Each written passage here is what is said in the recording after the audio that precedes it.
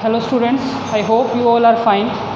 So in chemistry we was doing the chapter surface chemistry, and we have discussed about the colloids, and we have discussed some topics how to prepare the colloidal solution. And now I am continuing from the topic dispersion method. We have discussed some method to prepare the colloidal solution, and now today we will discuss the dispersion method, some more method to prepare the colloidal solution. Okay, so today I will discuss the dispersion method. Okay, and I request you all, please revise the previous topic so that you may connect to the video, otherwise it will be not useful for you. Okay, so the dispersion method,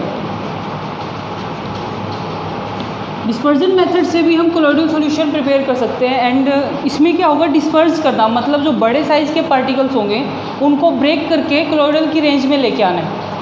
इसी को आप बोलोगे dispersion method. मतलब आपके पास एक कोई बड़े size के पार्टिकल्स हैं, इनको इसमें जो भी मेथड में जो इन्वॉल्व होंगे उनको ब्रेक करना है और इनके साइज़ को क्या करना है, हमें छोटा करना. और ये साइज़ छोटा करने का मतलब है कि ये कौन सी रेंज में आ जाए, that they will come in the range of colloidal solution.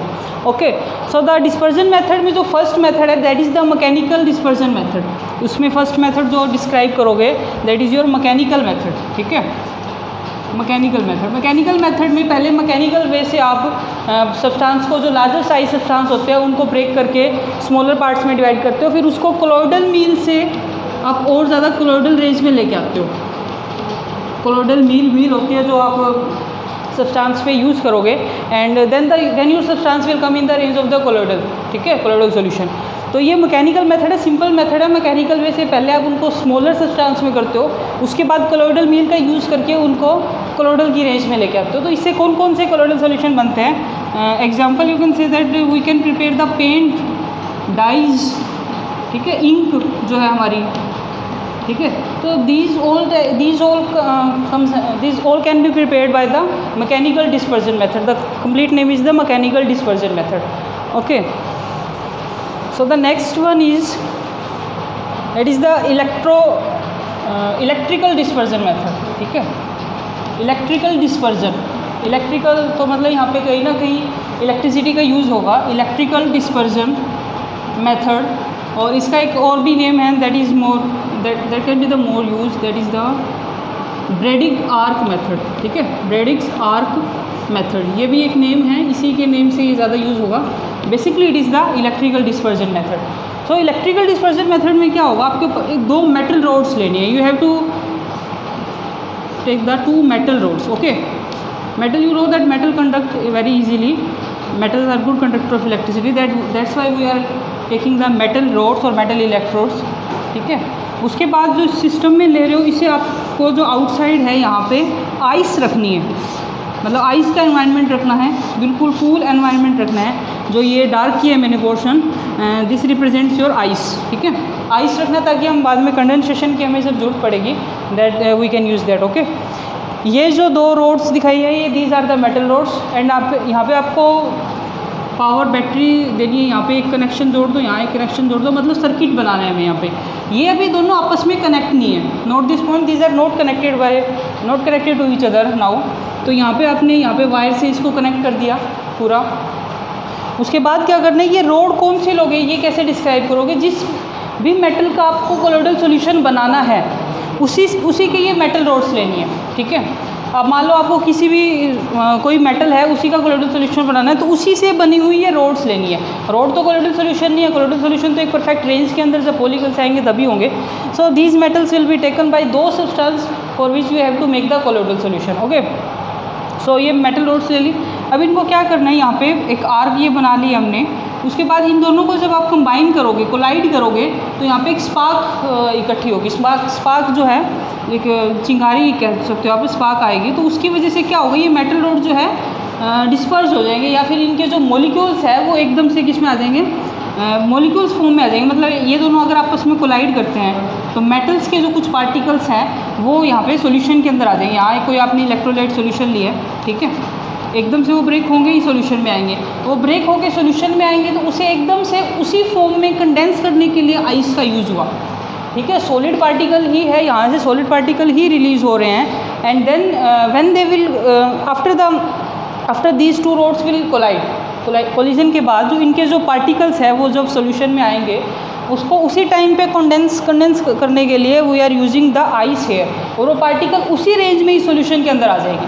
ठीक है, hope you are understanding it कि जो पेटल्स के जो पार्टिकल्स हैं वो इस सॉल्यूशन में आएंगे और उसे उसी रेंज के अंदर 4 minute, okay, only 1 or 2 minutes I need more, okay, ठीक है। सो जो पार्टिकल्स है वो इस सॉल्यूशन में आ जाएंगे and with the help of ice the particles will get condense here. और इसमें इसको स्टेबलाइज करने के लिए है we use also the some alkalis also, हम कुछ एल्केलीज भी यूज़ कर लेते हैं। ओके, सो यहाँ पे जो सोल्यूशन आ गया वो सोल्यूशन जो बनेगा that solution will be finally will be the colloidal solution. So this is called the Bredig's arc method, क्योंकि यहाँ पे एक आर्क यूज़ हो रही है, और यू कैन से it the electrical dispersion method, क्योंकि आप इलेक्ट्रिसिटी का यूज़ करके इन मेटल को डिस्पर्स कर रहे हो by using the electricity. Okay, so the next method is the peptization. Peptization, इसमें भी बड़े पार्टिकल्स को छोटे साइज में आप ब्रेक कर रहे हो, that also comes under the dispersion method, that is the peptisation. This is also very important method, peptisation. ठीक है, peptisation the word relates to the precipitate, precipitate से वर्ड रिलेट कर रहा है। ठीक है, प्रेसिपिटेट है, कोई सॉल्यूशन है आपके पास, प्रेसिपिटेट बने हुए हैं उसमें। अब वो जो प्रेसिपिटेट है that are not according to the range of the colloidal, तो आपको उन प्रेसिपिटेट्स को ही क्या करना है, कोलोइडल की रेंज में लेके आके उनका सॉल्यूशन बनाना है। ओके, सो तो प्रेसिपिटेट लिया आपने, एक सॉल्यूशन लिया, उसमें प्रेसिपिटेट है, इसमें क्या करोगे आप, एक इलेक्ट्रोलाइट ऐड करोगे। ठीक है, हैविंग द सेम चार्ज आप उसमें कोई इलेक्ट्रोलाइट ऐड कर रहे हो। ठीक है, अब इलेक्ट्रोलाइट ऐड करने के बाद एग्जाम्पल से ही समझते हैं इसको डायरेक्ट, ताकि आपको एग्जाम्पल समझ आ जाए। तो पेप्टाइजेशन मेथड से जैसे एग्जांपल ले लिया हमने for preparing the FeOH3 solution. ठीक है, ये आयरन का हाइड्रोक्साइड है, इसे बनाने के लिए आपको पेप्टाइजेशन मेथड का यूज़ करना है। आपके पास सॉल्यूशन है इसी का, ठीक है, कोलोइडल सोल इसका बनाना है हमें FeOH3 का, इसके प्रेसिपिटेट बने हुए सॉल्यूशन के अंदर आपने उसमें एक इलेक्ट्रोलाइट ऐड किया, और उस इलेक्ट्रोलाइट में आयरन के आयंस होने चाहिए।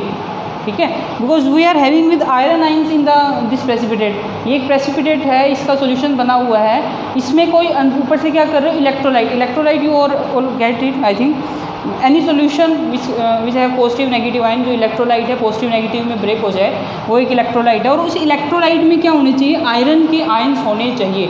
आयरन के कौन से आयंस, आयरन +3, क्योंकि यहाँ पे 3 है तो ये आयरन +3 आयन होंगे। ठीक है, ये सॉल्यूशन है, ये प्रेसिपिटेट है, इनको ऐसे शो कर देते हैं। ठीक है, इसमें आपने एक इलेक्ट्रोलाइट डाला, इलेक्ट्रोलाइट कोई भी डाला, FeCl3 डाला चलो, पर हम ये मान लेते हैं कि उस इलेक्ट्रोलाइट में क्या है, Fe3+ आयंस है। तो ये क्या होगा, ये जैसे इसके ऊपर इनके साथ कोलाइड करेंगे, इन प्रेसिपिटेट के साथ, जब ये इलेक्ट्रोलाइट कंबाइन करेगा इन प्रेसिपिटेट के साथ, जब ये इलेक्ट्रोलाइट कंबाइन करेगा, then they will repel each other. Why they will repel each other? Because this is also having the iron 3+, this is also having the iron 3+. When two positive charge comes close to each other, they will repel each other. ठीक है, और repel करने से क्या होगा, जो precipitate है उसका साइज, वो प्रेसिपिटेट क्या हो जाएगा, ब्रेक हो जाएगा, and they will become smaller particles. ठीक है, अब जैसे ये FeOH3 है, ये पार्टिकल इसका प्रेसिपिटेट था, इस पे Fe3 पॉजिटिव के आयंस जब आएंगे तो दे will repel each other, and this particular precipitate will comes in the smaller size, and ये जो स्मॉलर साइज में आए हैं यही तो हमें बनाना था, we have to prepare this smaller size particle for the colloidal solution. So this is the basic method for the forming the FeOH3 solution, and you can write the reaction also. I write here FeOH3 plus में electrolyte का सिर्फ Fe3+ use कर रहे हैं, लिख रहे हैं Fe3 positive, and then it will become the FeOH thrice and Fe3 positive. ये कोई ऐसे अलग नहीं दिखाया, सिर्फ ये दिखाया कि ये इसके ऊपर आके कोलाइड कर रहे हैं इसे। So these three are the methods, dispersion method के अंदर आते हैं, mechanical and Bredig's arc, and last one was the peptization. I hope you all are satisfied with. Thank you.